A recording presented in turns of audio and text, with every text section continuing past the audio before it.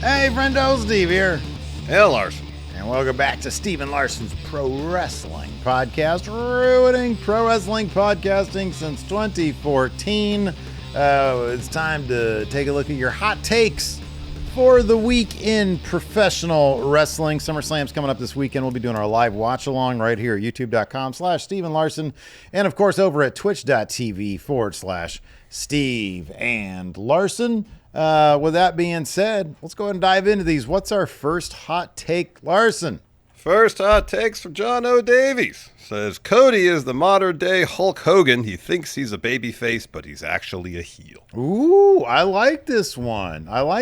You know, we had bandied about the idea for a while doing a video that expressed the thesis Hulk Hogan was always a heel. You know, I mean, you can point at pretty much any example, or you can point out a lot of his higher profile matches and stories and whatnot, and take a look at it from the angle that, man, this guy was kind of an asshole. I'll give you one example. Of course, when he got eliminated from the Royal Rumble 92, and then he eliminated Sid just because he was sort of upset with the fact that he was eliminated. Like, that's not fair. You can't be doing that. No. You know, there's a lot of other examples out there. Do you see a similarity when it comes to Cody Rhodes? I'll say this. You can maybe, excuse me, draw some parallels in some ways to Hogan, to maybe Cena, to Cody, in that on the surface, some of their behavior seems for the greater good. But at the end of the day, it's self-serving. You know, how many times did Cena, after someone else won the championship, just walk up and say, I want that. I'm John Cena. I get a title shot. Not exactly babyface material there. With Cody doing the Cody Avengers stuff, it was pretty clear he was doing some serious manipulation to get people to join the Cody Avengers. And we still didn't get a clear answer about whether he got Kevin Owens traded to SmackDown to bring Jey Uso over to Raw. So, you know, I think a lot of the baby faces, I'll say a lot, the three names I mentioned there's examples you could find, again, of them doing things, maybe on the surface that you'd think, oh, that's a good thing for them to do because they're baby faces. But you look into it a little deeper and it's like, no, this is incredibly self-serving. This is only benefiting them.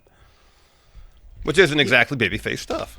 Yeah, I think it's funny because when you take a look at what we have today, clearly, it's a lot less. I'm sorry, it's a lot more subtle than it was in the 80s. The 80s were all about being loud and excess, and you know brash, that's why you have yes.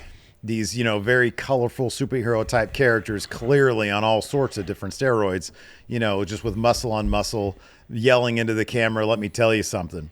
And so, similarly, the angle you could take with Cody being a heel is more subtle. You just mentioned it. The manipulation, you know, that he used in order to, A, get people on his side, B, literally get people on his brand, and moving certain people away.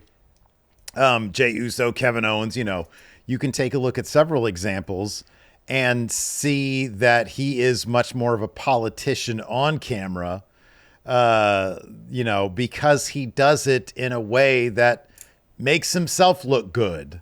But then you look at it and it's like, God, whoa, that was kind of manipulative right there. Hogan was much more overt. I mean, you would do it right. You bully the ref, you know, eliminating Sid. I mean, there's a bunch of examples. It's just very overt. You watch any Hogan match, you know, he's getting pissed off at the referee. He's, you know, I wouldn't say that he did underhanded, you know, he didn't blatantly cheat in the way that a traditional heel blatantly cheats. But yeah, I could see parallels. But then, you know, when we talk about what we want from a babyface, the one thing we never want is for them to be a pushover. And for somebody to, you know, Cody came in and he had his story. It wasn't about saving WWE from Roman Reigns. It was his story. What does Cody want? which is, by its very nature, a very self-serving thing.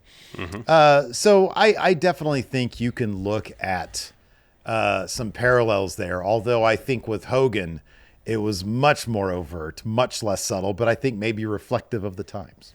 Oh, absolutely. Absolutely. And you're right about wanting baby faces with some dimension, because if it's the pushover, smiling baby face who will always do the right thing in every situation, at a certain point it gets kind of dull because there's no dimension to their character. There's no vulnerability or weakness. And it's not believable that somebody that much of a pushover would win at all, because you can't win doing that stuff. You know what? Last week when Cody laid out Cena and grabbed his hand, give us a little bit of assertiveness. Nobody likes pushovers. They're losers. It's like they're not going to. I don't want to root for that. Yeah. Just don't be overt about it. Yeah. Be proactive. Just be a bit more proactive if you're a baby. Yeah, I'll give you an example. When when Brock Lesnar, quote unquote, broke his arm and he had the titanium cast, use the thing. That's just karma. Brock Lesnar broke my arm. Hey, guess what? I'm going to turn it into what? Tactical advantage. Exactly. You know what? That's interesting you mentioned that, because the whole thing with Cody now is, I hesitated when it came to using the WWE title to hit John Cena with it. And yes, circumstances are different. I understand John Cena didn't break Cody's arm with the WWE title. But at the same time, we've seen situations where Cody did not hesitate.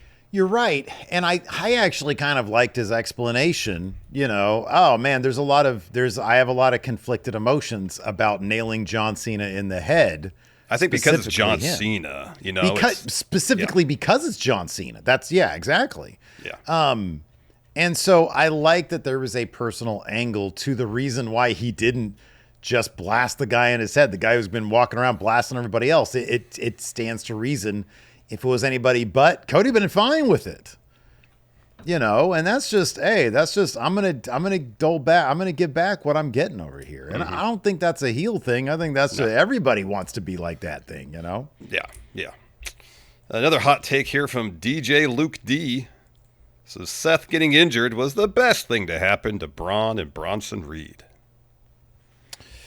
Remains to be seen, right? Well, I guess it kind of depends if Seth is actually hurt or not. If he is, and in the process, Braun, I guess to some degree, Braun's become more assertive in terms of assuming leadership roles in this crew that Seth assembled, then it creates an opportunity for them to showcase and broaden and add some dimension to their character. And that's what they both desperately need if they're going to be future main eventers.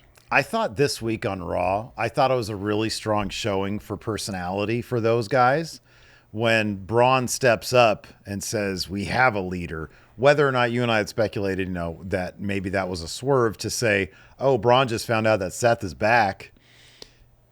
The scenario that I wish would play out is Braun thinks that he's leader. Seth comes back and Braun didn't know. And I feel like no matter which way you sort of flip it, although even right before Seth got injured, we had some shades of Braun Breaker being a bit more assertive with his role within the Seth Riders, or whatever they're called. Any way you cut it, Seth being gone, yes, has allowed them to show a little bit more character, a little bit more personality. When Bronson was getting the pep talk from Heyman and Braun, it was nice for him to have his own little bit where he was like, he's going to be down, out, and tsunami'd. And, they were gathered around him because he was their guy. And so I like that, as opposed to just him standing around in a suit with sunglasses, saying nothing, being just, set dressing. It has benefited them. Given that we don't really know what was next, given that we saw Braun grab the mic, Bronson demonstrate a bit more personality, maybe they still would have had them come along a bit more. On the other hand, if this is just a big old fakearoo, maybe part of the purpose of that is to give a bit more spotlight to them. So, it depends. We'll have a much better idea on things a week from now, if it was a fake or not. But yeah, in the meantime, yeah, absolutely, it's benefited them. That happens a lot in pro wrestling, though. Whenever somebody goes down, if they're associated with somebody else, they get a bit more shine. So yeah, you got to make the most of it. You do, and we've been saying for weeks we need more from Braun and Bronze when it comes to their characters. Some of the absolute best stuff of the Bloodline saga was the interactions between everybody backstage, and we didn't get really any of that for Bad Bloodline, and we hadn't got a whole lot of that when it comes to the Seth Riders. So if nothing else, Seth's absence, whether it's because of injury or story or whatever, has benefited them in that regard. We get in and learn more about who these people are. Yeah, absolutely. Which is necessary if we're going to get invested in their stories. I agree. Hot take from Myth Trainer says, I'd be okay with all WPLEs being 2-night events. No, please. Pass. What, for the B-level ones, we're going to have 2 matches one night, 3 the other? Well, I think the idea would be, I know, you be get 4 each night. 4 each night, 5 each night. You know what? I'm glad. Hey, you know what I'm really glad isn't 2-night affairs? Saturday and Sunday nights main events. That's what I'm glad. That would be insufferable. That would be horrible. An hour of commercial breaks between 4 hours of television. Pass. I'm trying to separate myself. I'm trying to separate myself from content creator Steve, wrestling fan Steve.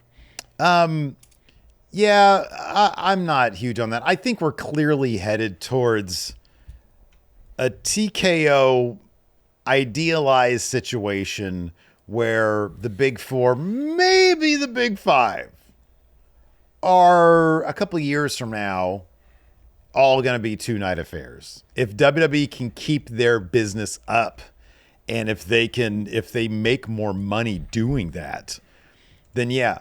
I think from a logistical standpoint, there are premium live events that fall, and I think one of the plans was have some WWE premium live events fall in the same weekends as UFC events.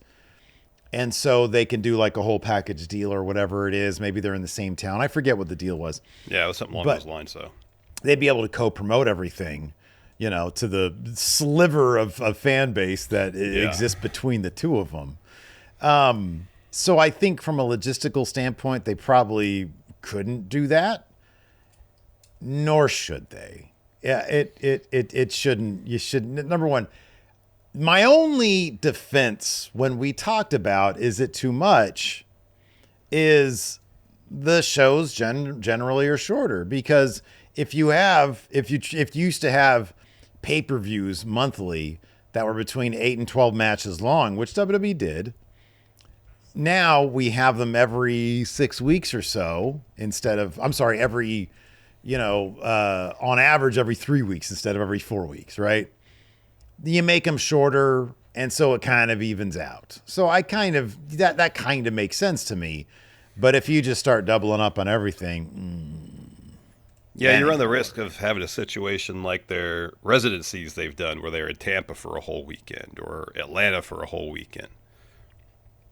And you'd have SmackDown, your 2-day premium live event, Raw, probably all emanating from the same city, probably NXT show there as well. It's a lot. It's a lot to ask of your fan base in that area to dole out serious money for those tickets for potentially 4 consecutive days, maybe even across 5 shows. Yeah. At a certain point, people are going to tap out. So you're going to have a Raw where the house is down because people just spent $500 each night for 2 nights of payback, Yeah. They get 4 matches each night plus $300 for SmackDown. All right, well, it adds up. People have to take out a second mortgage on their house. Yeah. Get a second job to pay for a weekend of WWE tickets. Klarna. Yeah, gosh. Probably. Things are too expensive. Like I don't know. Yeah, man. I don't know. People find a way, I guess, to make it happen. I guess so. Maybe it is Klarna. Anyways, Jordy Super Kicks hot take says under Triple H, losses mean more than wins. Says all of Gunther's losses have had more impact and lasting memory than any of his victories. Yeah, I mean, I could sort of see this. I mean, you look at CM Punk. All of his losses have been like super protected. I'm trying to think. Has CM Punk, dude? I'm trying to think here. Has he had a straight up loss, like a clean loss? So he didn't get pinned at WrestleMania in the cage match. Roman pulled Seth out of the cage. Yeah. Drew McIntyre. He's had to have had some sort of loss against Drew McIntyre. Yeah, Drew pinned him at SummerSlam. But that's when Seth was special guest ref. Oh yeah. So kind of a caveat there. You're right. Yeah. I don't think Punk's had a clean loss without some sort of interference or something. Right. Yeah. That I can recall. Yeah. No, I mean, if you they're protecting a great number of people right now, which can sometimes get in the way of, you need somebody like a Seth Rollins to step up and take a loss here and there. Like I think he did on it was to Punk. He lost clean to Punk. Yeah, Seth has lost plenty of times. Yeah, I mean, you have someone like Drew McIntyre who's so much of his story is centered around losing. Yeah.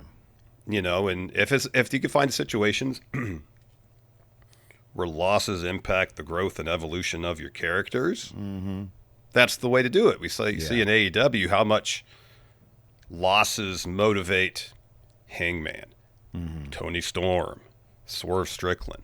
Yeah. Like those losses inform so much about who their characters are. Yeah. Or have informed how much of who their characters are. That's the way to do it. Just having someone lose because you want the other person really just to win is a disservice to storytelling possibilities of wins and losses. Yeah, a loss adds to motivation. In the cases of Drew McIntyre, sometimes it could be too much.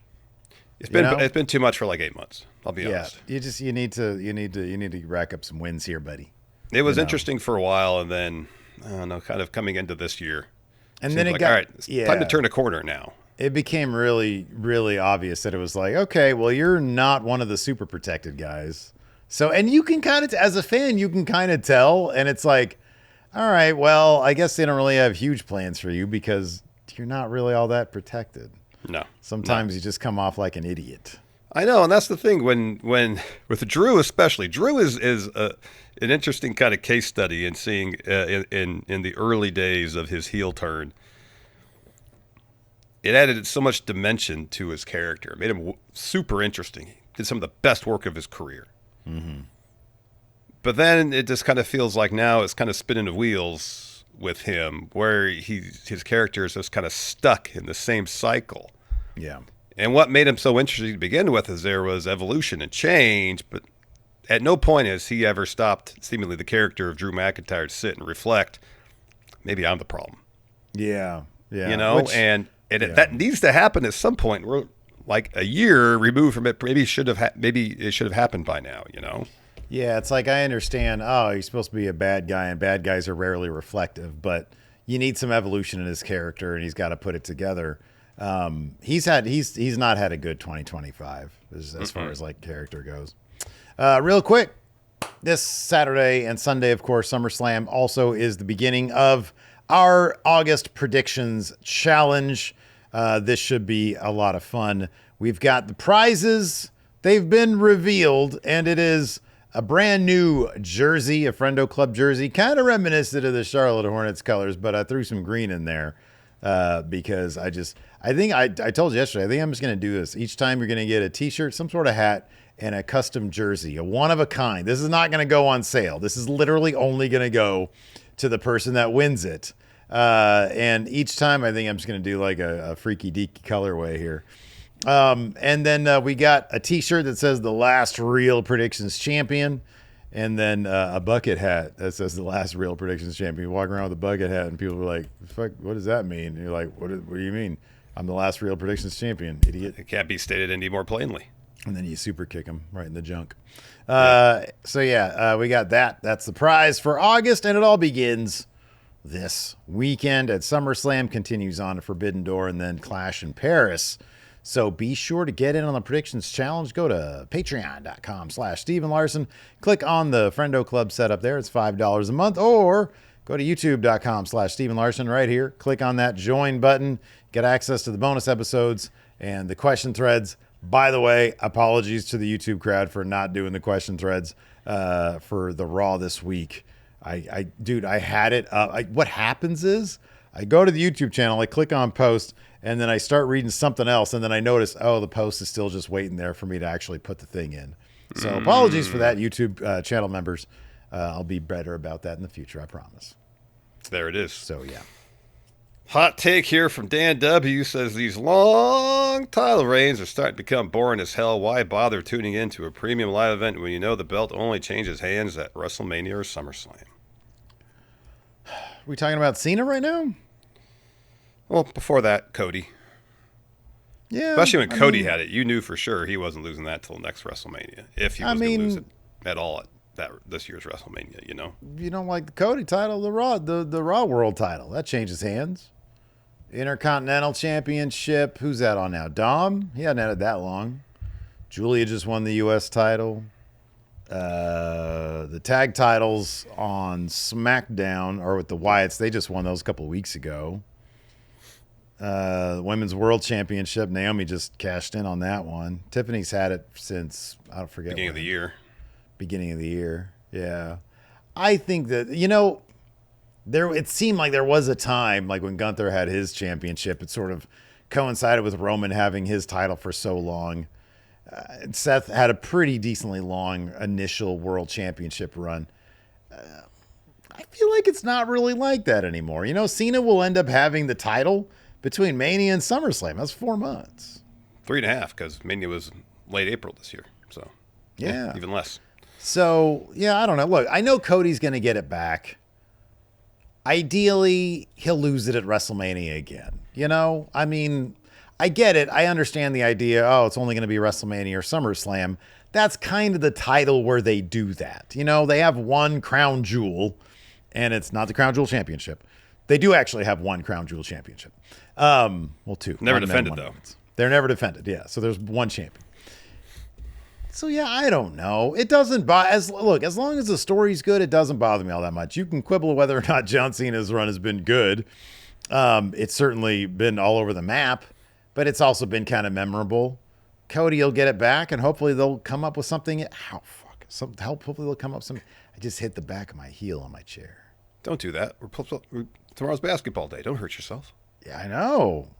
I just, it was on accident. I mean, if you look back at pronounce it accident.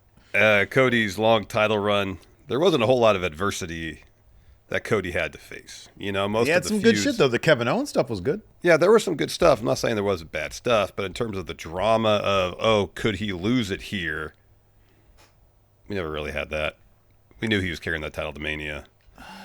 I know, but you know what, man? It's sort of like I didn't really mind it that much simply because his first thing was with AJ. Produced one really good match, and then I think another decently good one. Yeah. I already said the stuff with Kevin Owens was good. I kind of fucking forget what he did in between all that stuff. Do you remember who else did he feud with? He faced Solo Sikoa at SummerSlam last year. Sucked. The Solo Sikoa stuff. Yeah, the Logan Paul, Solo Sikoa, that was never going to happen. AJ was too soon. That was never going to happen. So pretty much right after he won the title, all right. Yeah. Right before he lost the title, all right. Everything in between, completely forgettable. Correct. Yes, absolutely. Well, no, the John Cena, the heel turn. That was good. That was towards the end of his run. That was towards the end of his leading. Oh, I thought you meant the year. Yeah. So Kevin Owens, John Cena, they're all right. AJ Styles, that was good. Logan Paul, no. So let's go with no. So about 4 to 6 months of his year-long run. Meh. Yeah, sure. Hey, half, 50%. You gotta shoot 50% for 3. What are you making, Larson? 12 a year? Yeah, probably. Probably, right? If you're a 3-and-D guy, yeah, you're making at least mid-level exception, yeah. Yeah. You need a little bit more to get that SGA money. You might. Oh, yeah. Well, you got it. Yeah. Come on now. Is he top guy now? I thought Devin Booker per year is getting like 75, isn't he? Yeah, I don't remember who top guy is, but Devin Booker's deal is only 2 years. True, it's 100, but if you break it down per year. Yeah. But I mean, overall monetary value contract is the SGA deal. Oh yeah, absolutely. Yeah, nobody's got the SGA. So you know who the SGA setup is for? SGA. Nobody else. Who is this? Run GNB says this Jacob versus Solo feud has elevated the U.S. title and made it feel far more credible than it has in the past few years.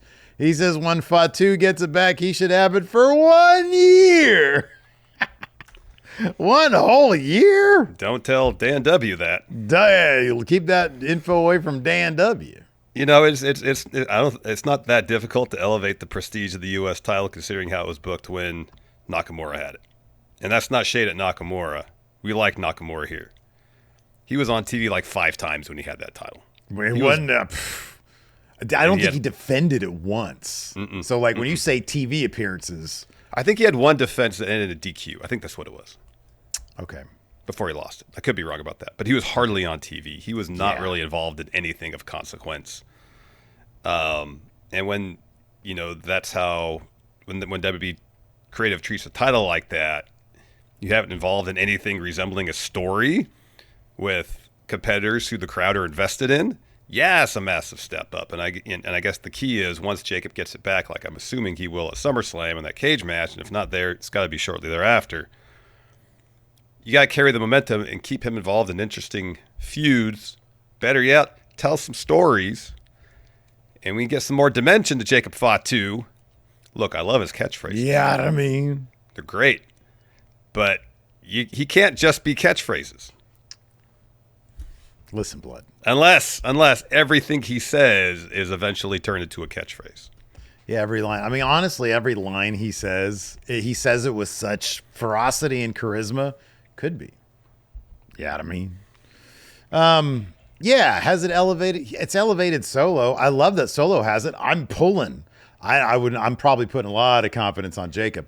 I want Solo to retain. Yeah, I love Solo. I freaking love his character. He's hilarious.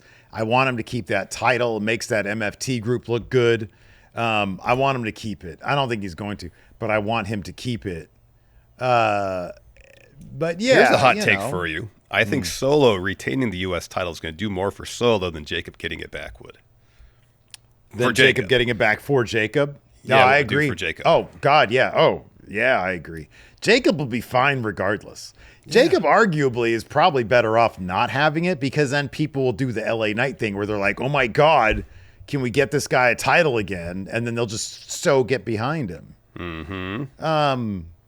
So, yeah, I could see that one. Let's see here. StarCat64 says, I don't like my wrestling constantly telling me it's fake. I understand that's probably what they have to do to make new fans, but for me, it's like watching The Walking Dead and being told it's okay, it's fake. StarCat! Wrestling cannot be compared to narrative fiction. It's not the same thing. Well, here's the thing, too. At no point during the run of Walking Dead or just about any other TV show, save for professional wrestling maybe, were you told that what was happening on your screens was real? You know what I mean? Like, at no point during the history of any zombie fiction that's been on television or the movie screen has it been presented actually as a real thing. I know there's found footage type movies, but we go into that understanding that's the kind of subgenre of zombie movie or horror movie, whatever the case may be. I thought Blair Witch was real as hell when we saw it. That's like that's an outlier completely. Obviously, documentary movies are different, That was the most unique situation. It really was because literally, like 2 weeks later, they were on the front cover of the art section and the. How did that dude get that preview copy, man? Because goddamn, he did such a good job, kayfabing us on that. He did. I had never heard of this movie. And that's the difference: is that wrestling for years upon years presented itself as real, while everybody knew it was choreographed. And so now it seems like if WWE wants to be accepted as mainstream entertainment, they have to take the tact of what we're presenting here are performers doing performances and choreographed matches and to try to align with the concept of other forms of entertainment. Does WWE really constantly tell you that it's fake? I know they've been running ads these days for Unreal where, they aim to pull... That is the fakest. If y'all here's my speculation. Unreal is still the kayfabed in universe version of what happens behind the scenes. The realest stuff is going to be the little details. Yeah, right. Yeah, and that's like what Abyss I'm worried looking about losing his job because his match went long that he produced. Yeah. You know? Even that might be kayfabed. I don't know.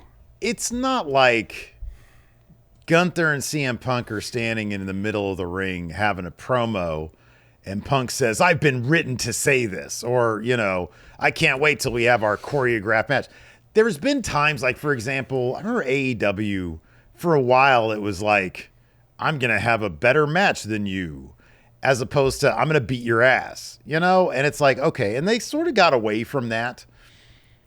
So, like, no, I don't feel like I'm constantly being reminded that it's fake. I'm able, as long as the performers and the producers and the writers and whatnot present a story that actually has quality behind it, my brain, as small and old and feeble as it is, can still separate. I know this is a performance, but goddamn, I really like the performance. And that's no different than any other TV show you watch. If the world building is good and the writing is good, the performances are good, and it's well made, you buy into it so that you're emotionally invested with how that story plays out. Yeah. It's the same thing with wrestling. That's the whole point of narrative fiction, is to get you to invest in a world you know is imaginary or not real, and get so invested in it that you care about the outcome. And pro wrestling is no different. At no point am I watching The Expanse and thinking to myself, or I'm sorry, even a better example, because Lacey and I just started watching The Wire last night. I've already did the whole thing, but it's so good that I was like, hey, if you really, because she was like, hey, what about The Wire? I was like, yeah, you'll love it. And it's, it's a very gritty police show, and it's very good. It's still very entertaining, has plenty of moments of humor and all that. But at no point do I ever think this is real. At no point do I ever think The Walking Dead is real. And yet, I am still gripped to my fucking core when I'm watching The Wire, because I'm like, oh God, no, not this. I'm into it. At no point, and I'm with The Walking Dead. You know how I'm reminded that it's fake? Because it's got zombies in it. You are constantly reminded. For me, it's like watching The Walking Dead and being told it's okay, it's fake. You're constantly reminded that it's fake. So zombies don't exist, I don't know. I don't think that they constantly remind you that it's fake. Like, the whole point is that it's entertainment. It's a performance. That's what I think that's why they're trying to pivot. And it's not an easy thing to do, but I think they're trying to pivot from, hey, we're acting like it's real, to look at the performances here and be engrossed by the drama like you are with The Walking Dead. 1,000%.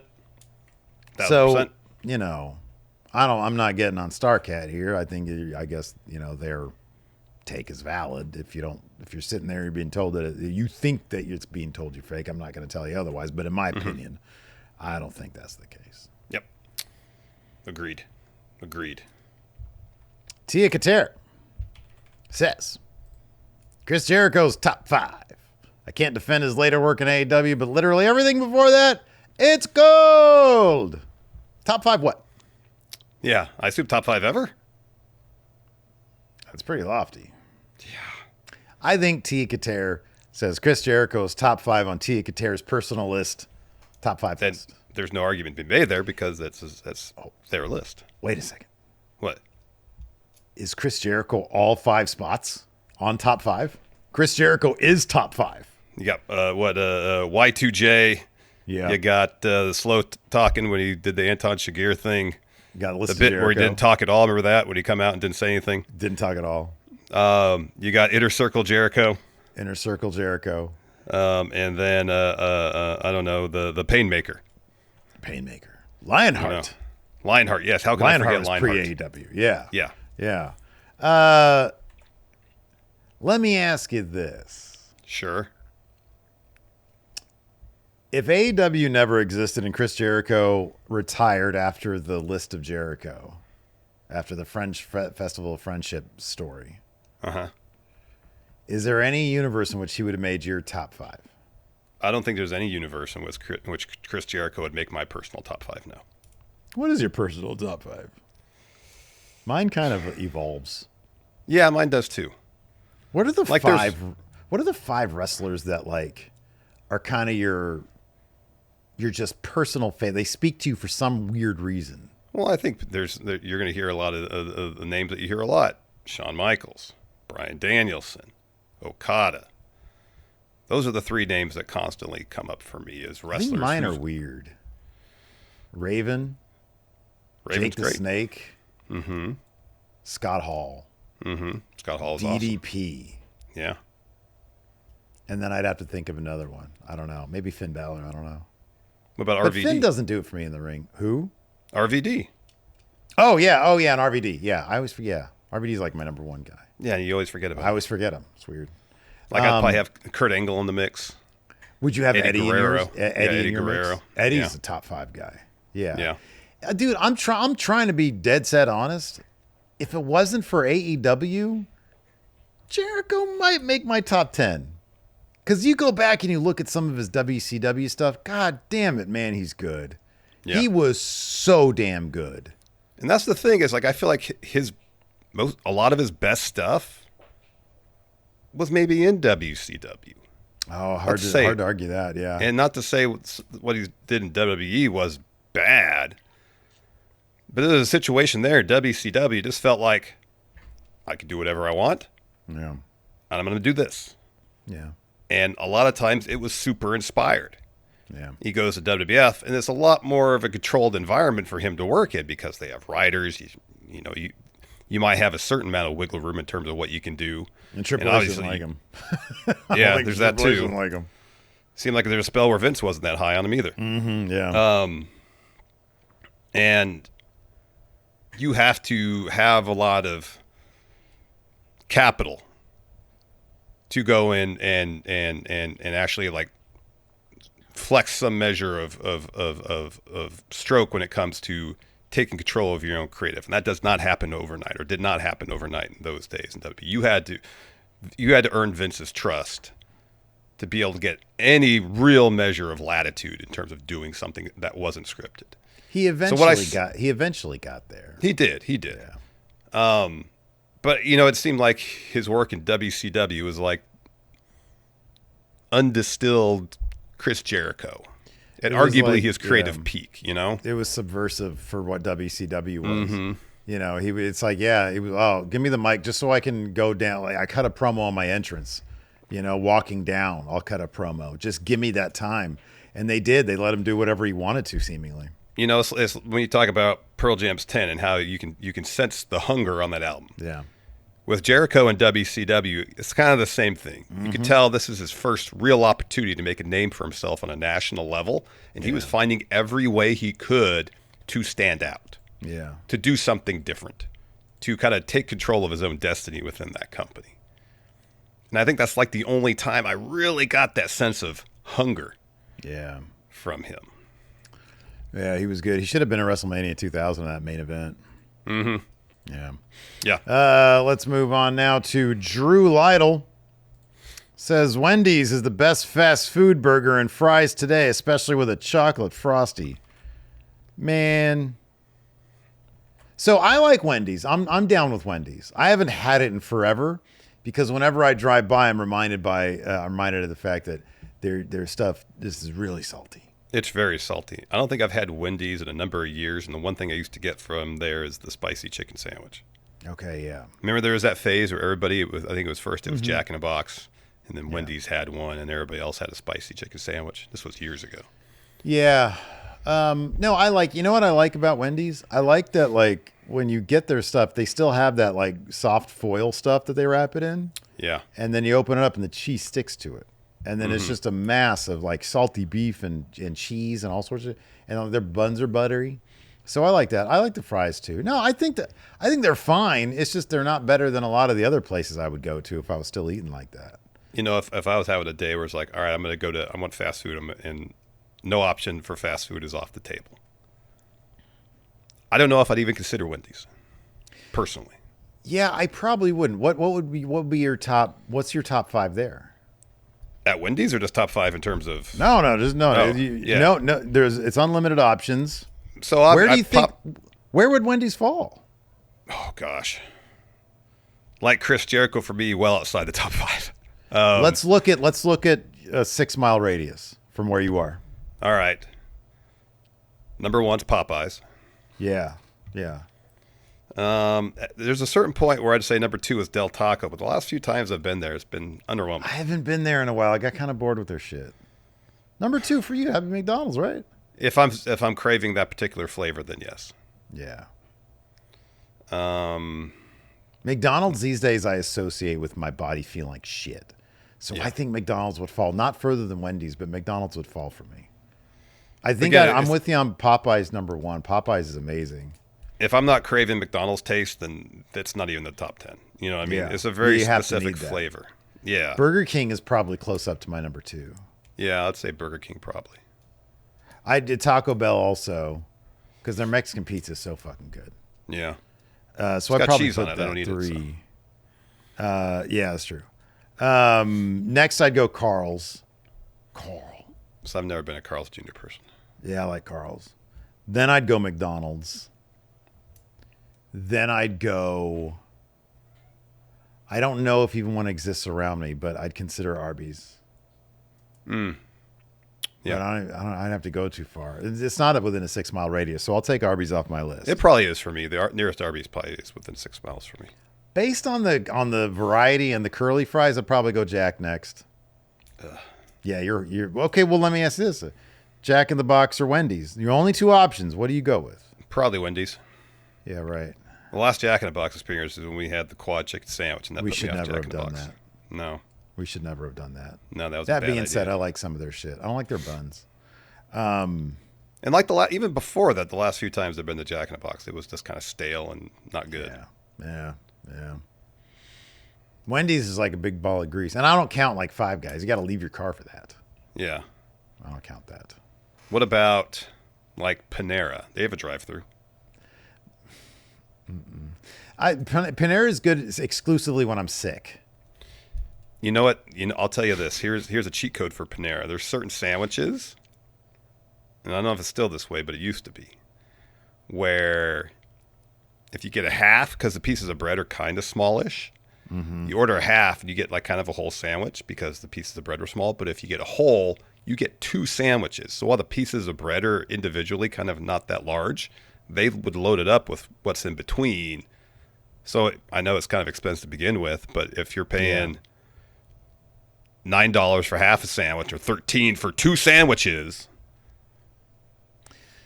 I usually get the only time I do Panera, I get their chicken noodle and a grilled cheese sandwich.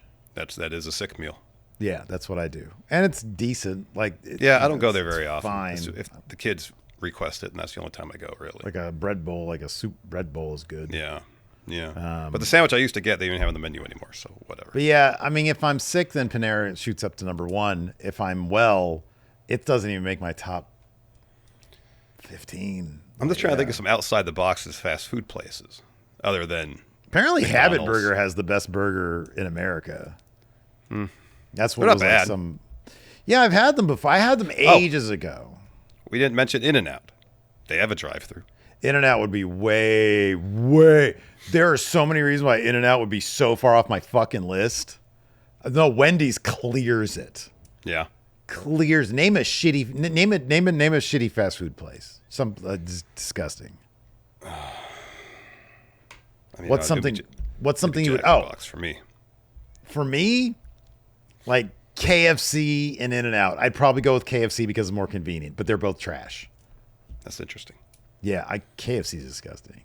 Yeah, I'm not huge on their goods. Popeyes either. doesn't have a miss item. No. They're fucking. I know you're not a cheese dude, but their mac and cheese is. Oh my god, I could eat a bucket of it. Yeah. It's crazy good. See, at In-N-Out, I don't mind the burgers. They're good enough. It Not ain't worth exceptional. the hassle. It's The not worth fries- the lines, no. The And fries are shit. Yeah. The lines are horrendous, and the burgers are not worth it. I would much rather have a Wendy's burger than an In-N-Out burger. I don't think the burger's terrible, but man, Wendy's is like In-N-Out's like a snack. I will say this: at least In-N-Out is pretty affordable. Are they? Compared to- I haven't been in Yeah. forever. At least last time I went, it's you get a meal for like $10. That sounds yeah. These days. Which most places you go to McDonald's now, it's like $15. Yeah. All right, last one. Joker Smiley says grunge was not as revolutionary as people think. It's just punk rock with a flannel shirt and a Seattle zip code. Wow, man. Okay. All right. Kind of reducing grunge down to kind of the basics there, huh? Well, okay. I will say this: a lot of grunge bands, not really punk bands. Nirvana maybe, punk inspired. Pearl Jam, Soundgarden, obviously more inspired by classic rock. Soundgarden a bit more metal. Alice in Chains is basically a metal band. Yeah, I think Mudhoney is kind of punk garage rock. Joker Smiley deal. doesn't understand what punk music is. It's nothing like grunge. I mean, it's really not. No, it's not. I will say this. I'll modify this hot take, because he uses the word revolutionary. Yeah. Well, I can't even say that. Okay, I'll say this. Let me say this. Let me say it this way. Although grunge, I'm going to try to do this as an actual thesis sentence. Although grunge produced a mass number of knockoffs, it wasn't as influential as the genres that influenced it. Because if you think about it, like guitar rock kind of died to a degree not long after grunge. Like there was pop punk that was kind of big after grunge, but that wasn't really new metal, which you could kind of maybe say had some grungy elements to it, but not really. Not really, no. That was just like hard. It was just more inspired by metal. I mean, you got emo. Yeah. That might have more.